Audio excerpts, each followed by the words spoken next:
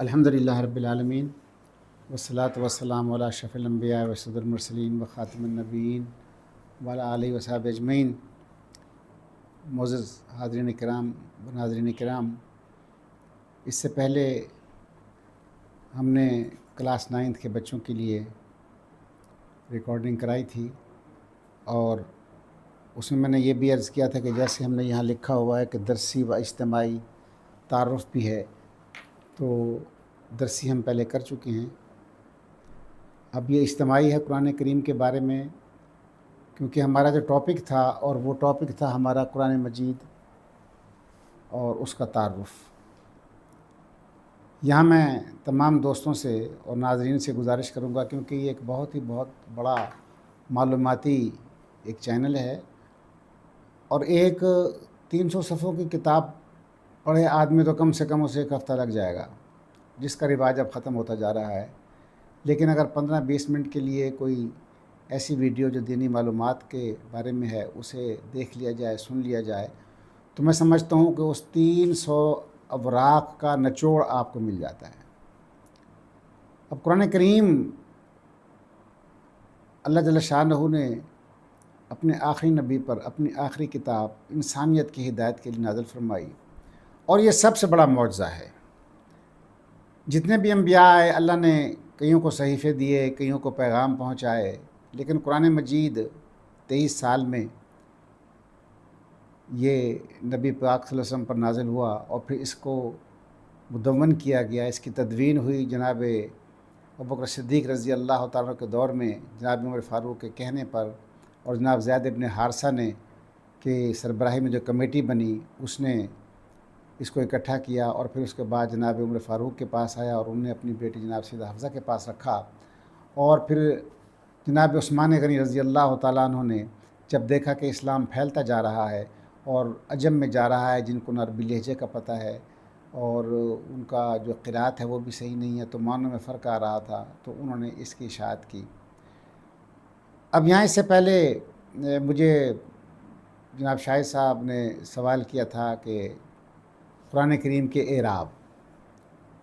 قرآن کریم کے اعراب جو ہے، کیونکہ عربوں کو اعراب کی ضرورت نہیں ہوتی، وہ ان کی مادری زبان ہے، وہ ویسے پڑھتے تھے، تو پہلے جو قرآن کریم لکھا گیا وہ اعراب میں نہیں لکھا گیا، وہ ایسے ہی لکھا گیا تھا، ذالک الکتاب لا ریب فیہ ھدی للمتقین، اس میں کوئی اعراب نہیں تھا، حتیٰ کہ نقطے بھی نہیں تھے۔ تو ایک تو یہ سب سے بڑا، پہلے عرض کروں گا کہ معجزوں کے بارے میں، پھر اعراب کے بارے میں بتاؤں گا کہ سب سے بڑا معجزہ ہر نبی کو معجزہ عطا فرمایا۔ موسیٰ علیہ السلام کے پاس معجزہ تھا، اپنے بغل میں ہاتھ دیتے باہر نکالتے، وہ ہاتھ چمک رہا تھا سورج کی طرح، پتھر پر عصا مارتے اس سے پانی نکل آتا، دریا پر مارتے وہ راستہ دے دیتا۔ جناب عیسیٰ علیہ السلام کے پاس تھے معجزات، وہ مٹی کے پرندے کے بنے ہوئے کو پھونک مارتے وہ اڑنا شروع کر دیتا، کوڑ کا مریض ہوتا تو اس کی آنکھوں پر ہاتھ پھیرتے، اس طرح بہت سے نبی پاک صلی اللہ علیہ وسلم کے پاس بے پناہ معجزات تھے، اور نبی کریم علیہ الصلوۃ والسلام کے پاس 1000 کے قریب معجزات تھے جو پڑھے ہیں اور جو علماء نے اور بزرگوں نے اکٹھے کیے ہیں۔ اب ان میں بے شمار معجزات ہیں۔ آپ صلی اللہ علیہ وسلم کے پاس ایک اعرابی گوہ لے کر آیا، آپ نے اس کو زندہ کر دیا۔ آپ نے کڑوا کنواں تھا جرانہ کے مقام پر، آپ نے اپنا لعاب دہن پھینکا، وہ میٹھا ہو گیا، آج تک میٹھا ہے۔ پانی کی تنگی تھی، آپ نے مشکیزے پر ہاتھ رکھا تو آپ کی انگلیوں سے چشمے جاری ہو گئے۔ حدیبیہ میں پانی نہیں تھا، آپ نے اپنے ہاتھ سے ایک تیر پھینکا، ایک چھوٹے سے گڑھے میں تھوڑا سا پانی تھا، وہاں سے پانی ابلنا شروع، یعنی بے شمار معجزات حضور صلی اللہ علیہ وسلم کے تھے۔ لیکن سب سے بڑا معجزہ جو حضور صلی اللہ علیہ وسلم کا وہ قرآن کریم ہے۔ وجہ کیا ہے کہ اللہ جل شانہ نے ہر انسان کے اندر خالی مسلمان میں نہیں، انسان کے اندر یہ قوت رکھی ہے کہ اس کو یاد کر سکتا ہے، اور جو قرآن کریم جو حضور صلی اللہ علیہ وسلم کے زمانے میں تھا، جو حضور پڑھتے تھے، آج تک وہی ہے اور قیامت تک وہی رہے گا، اس میں تغیر و تبدل نہیں ہو سکتا۔ اور اللہ پاک نے ایک تو فرمایا انا نحن نزلنا الذکر وانا لہ لحافظون، کہ ہم نے نازل فرمایا اپنا ذکر، ہم اس کے محافظ ہیں۔ اور دوسری چیز ہے کہ خدا نے چیلنج بھی کر دیا، ایک تو حفاظت کی بات ہو گئی، دوسرا چیلنج کر دیا वैन कुंतुम फ़ी रैबिम मिम्मा नज़्ज़लना अला अब्दिना फ़ातू बिसूरतिम मिन मिस्लिही वदऊ शुहदाअकुम मिन दुनिल्लाहि इन कुंतुम सादिकीन, कि जैसा कुरान करीम है इसकी एक है, पूरा कुरान नहीं, पूरी सूरत नहीं। और ये चैलेंज जो है वो ये नहीं कि आप पूरी एक सूरत बना के ले आएँ, बल्कि चैलेंज है कि एक आयत कुरान करीम की एक आयत लाकर ऐसे बना के दे दें। अच्छा, अब हमें तो इसका इदराक नहीं है कि ये चैलेंज कैसा है। अरबी के अल्फाज है, कोई अल्फाज लिख दो, लेकिन ऐसा नहीं है। हर नबी अपने दौर में जब उसको मौज़ात दिए तो उस दौर के मुताबिक थे। ईसा अलैहिस्सलाम के दौर में बीमारियां थीं, बीमारियों का ज़ोर था, तो उनको वैसे मौज़ात दिए गए। मूसा अलैहिस्सलाम के दौर में जादूगरी का था, ज़ोर था, उनको वैसा मौज़ा दिया गया। नबी करीम सादक के ज़माने में अरब बड़े फसीह व बलीग थे, उनकी कमाल की गुफ्तगू थी, उनके अशियार अगर आप सुन लें तो इंसान हैरान रह जाता है, इतने अजीम अशियार उनके थे। उस दौर में जब फसाहत और बलागत, और वो अरब अपने आप को इतने फसीह समझते थे और दूसरों को वो समझते थे कि अजम गूंगे हैं। अजम का मतलब गूंगा। तो वो ये कहा करते थे कि वो तो अजमी है, तो हम पर इतनी फजीलत कि हम जो गुफ्तगू करें। अब मैं आपको एक दो मिसालें बताता हूँ। नबी करीम सल्लल्लाहु अलैहि वसल्लम के शायर थे जनाब हसन इब्न साबित रज़ी अल्लाह तआला, उनके शियार हैं जो हुज़ूर सल्लल्लाहु अलैहि वसल्लम की शान में उन्होंने बयान फरमाया, और आज तक वैसी नात कोई नहीं पढ़ सका। व आसन मिन का लम तरा क़त्तु ऐनी व अजमल मिन का लम तुलदिन निसाओ खुलिक़्त मुबर्रा मिन कुल्लि ऐबिन कअन्नका क़द खुलिक़्त कमा तशाओ।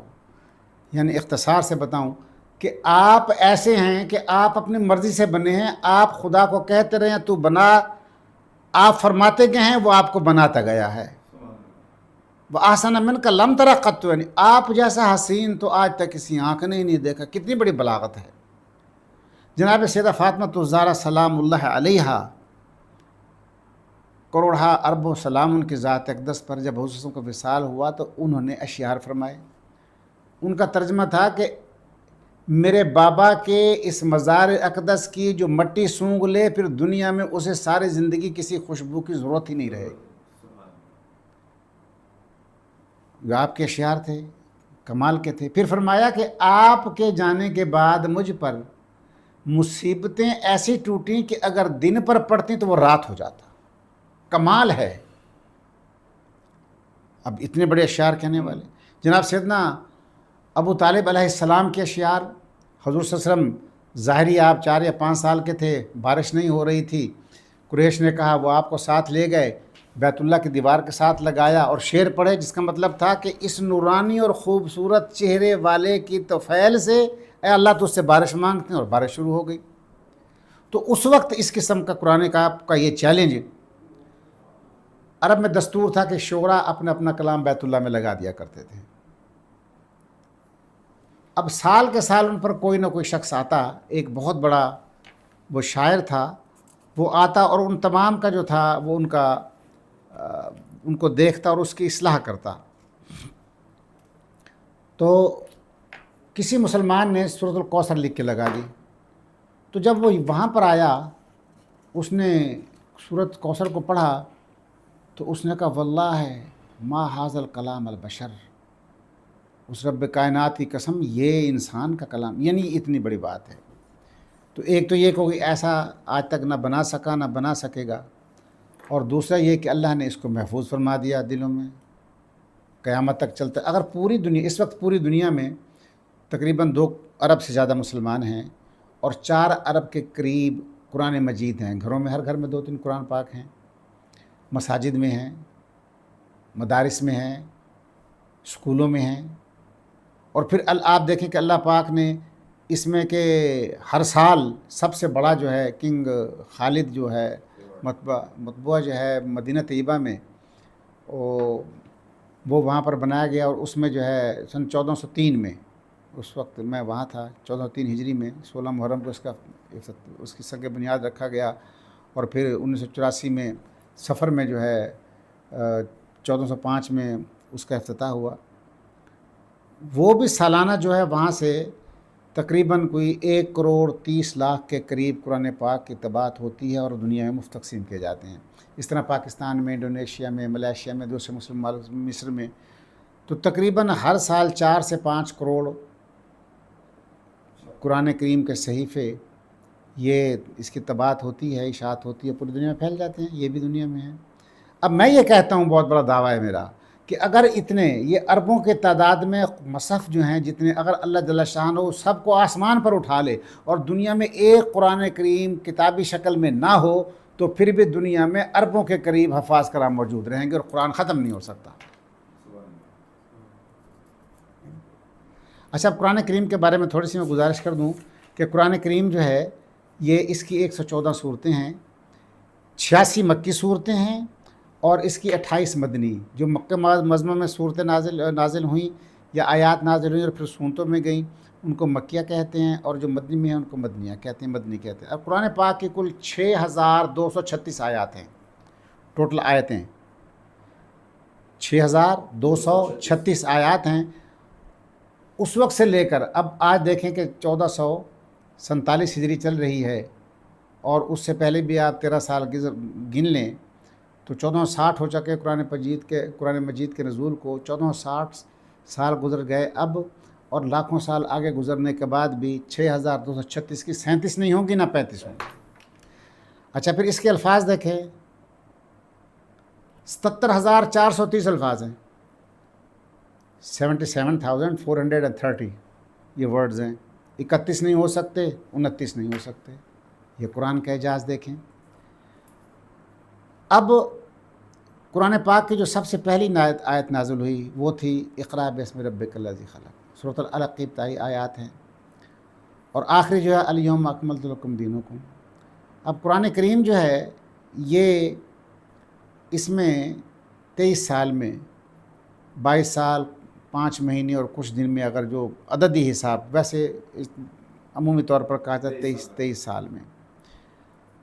اچھا، اب اس میں یہ ہے کہ قرآن پاک کی سب سے چھوٹی صورت جو ہے، سب سے بڑی صورت جو ہے سورۃ البقرہ ہے، اور سب سے چھوٹی صورت جو ہے وہ ہے سورۃ کوثر، اور سب سے چھوٹی آیت جو ہے وہ ہے سورۃ الرحمن کی آیت نمبر 64، مدحامتان۔ یہ سب سے چھوٹی صورت، سب سے چھوٹی آیت یہ ہے۔ اچھا، اب سوال یہاں پر یہ بھی معلومات کے لیے دیتا جاؤں کہ قرآن کریم جو ہے، جیسے میں نے پہلے عرض کیا کہ اس کا نزول سن 610 عیسوی میں ہوا، اور لیلۃ القدر کی رات جبل نور پر غار حرا میں جبریل امی تشریف لے کر آئے، اور اس کا اختتام 632 عیسوی میں ہوا، 11 ہجری میں جب حضور صلی اللہ علیہ وسلم دنیا سے پردہ فرمایا۔ اور علمی اور کیلکولیشن کی جاتی ہے تو وہ ہے 22 سال 5 مہینے 14 دن۔ اب اس کے بعد قرآن مجید کا جو اور اعجاز ہے وہ یہ ہے کہ قرآن کریم بڑے سے بڑی عمر کے اور چھوٹے سے چھوٹی عمر کا بچہ بھی اس کو یاد کر لیتا ہے، یاد بھی کر لیتا ہے، حفظ بھی کرتا ہے۔ اب تھا کہ قرآن پاک، ایک سوال ایک دن مجھ سے کیا کہ جی اس وقت آپ کہہ رہے تھے کہ کاغذ نہیں تھا، روشنائی نہیں تھی، تو سیاہی کیسے بنتی تھی؟ تو میں بتا دوں کہ سیاہی جو تھی اس وقت، جیسے آپ کو معلوم ہے کہ پہلے کاجل بناتے تھے، تو اس وقت بھی زیتون کے تیل کو، چربی کو، ان چیزوں کو، ان کو جلاتے اور اس کے اوپر کو برتن رکھ دیتے، تو اس سے جو سیاہی پیدا ہوتی وہ اس کو لیتے اور پھر درختوں کی گوند لیتے، اس کی جو سیاہی صفوف تھا اس کو اکٹھا کرتے، گوند لیتے، پانی میں ڈالتے، اس کا محلول بناتے گرم کر کے، اس میں یہ ڈالتے تو وہ سیاہی بن جاتی تھی۔ اور بعض اوقات ایسا کہ اس کو یہ تو محفوظ ہو جاتی، پھیلنے سے محفوظ ہو جاتی، کہ پھر اس پر جو ہے اس میں خوشبو رہ جائے، کوئی چربی کی ہوتی ہے، اس میں سے کوئی حمک نہ آئے، کوئی اسمیل نہ پیدا ہو، تو اس میں کافور ڈال دیا جاتا تھا۔ تو یہ اس وقت یہ سیاہی تھی جو سے لکھا جاتا تھا۔ اب یہ قرآن پاک کے جو نقطے ہیں، یہ جو نقطے ہیں قرآن پاک کے، یہ اعراب، زیر زبر اور پیش، یہ پہلے نہیں تھا۔ یہ جناب سیدنا علی علیہ السلام کے ایک شاگرد تھے، ان کو آپ نے بتایا تو پہلے یہ نقطے لکھے جاتے تھے،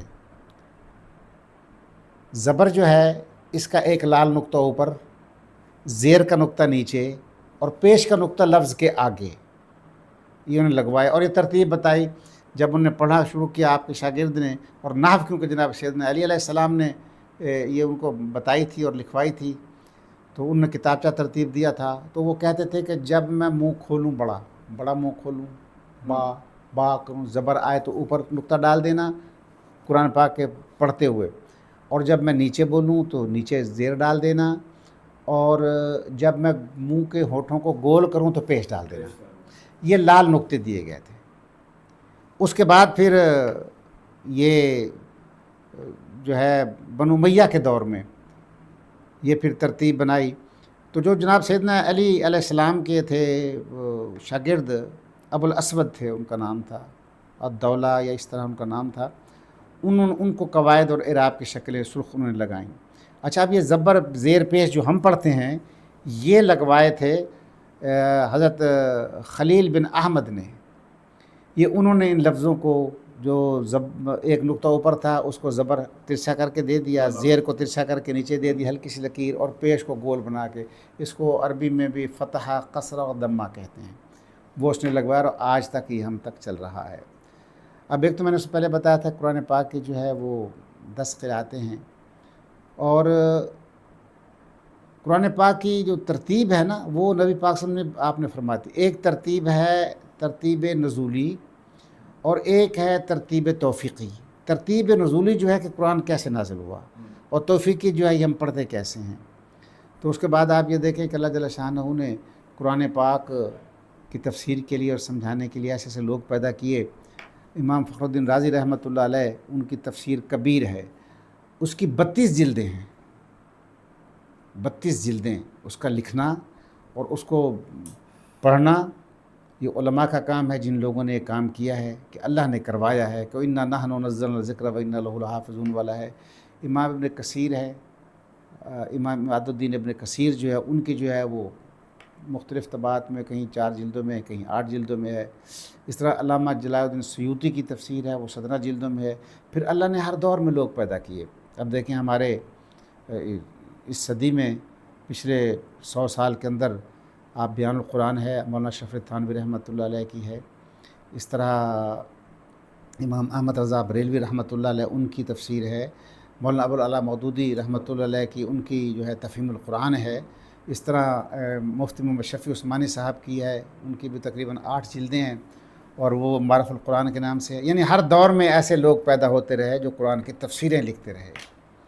اس سلسلے میں مجھے بھی اللہ نے استطاعت عطا فرمائی ہے، میں پوری تفسیر تو نہیں لکھ رہا، البتہ قرآن پاک میں جہاں اللہ جل شانہ نے یا ایھا الذین آمنوا کہا اس کی تفسیر میں نے لکھی ہے۔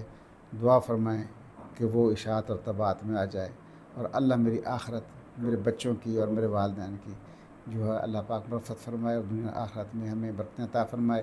اور جو آپ نے یہ پیغام راز شروع کیا ہے، آپ کے اور آپ کے دوست جو بھی احباب اس میں معاون ہیں، اللہ آپ کو سلامت رکھے۔ بہت بہت شکریہ۔